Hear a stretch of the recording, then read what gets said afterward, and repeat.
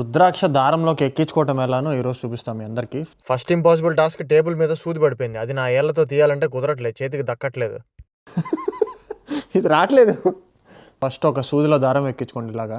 తర్వాత రుద్రాక్ష లోపలికి ఏ తాడైతే ఎక్కించుకోవాలనుకుంటున్నారో అది కూడా తీసుకోండి. రుద్రాక్ష లోపలికి ఎక్కించుకోవాలనుకున్న తాడుకి ఇట్లా ఒక లూప్ లాగా చేసి దానిలో సూది దారం ఒకసారి ఇట్లా ఎక్కించుకోండి.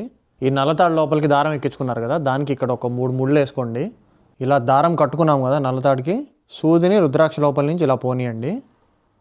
రుద్రాక్షని నల్లతాడు లోపలికి తీసుకురావాలి. ఇప్పుడు మనం ఆ సూది దారం నుండి రుద్రాక్షలోకి నల్లతాడు ఎక్కించి కొంచెం రుద్రాక్ష కిందకని ఆగండి ఒకసారి. ఇప్పుడు ఎక్స్ట్రా తాడు ఎంతైతే మనం రుద్రాక్ష లోపలికి పంపించామో ఇక్కడి నుంచి ఇక్కడికి ఒక ముడేయాలి.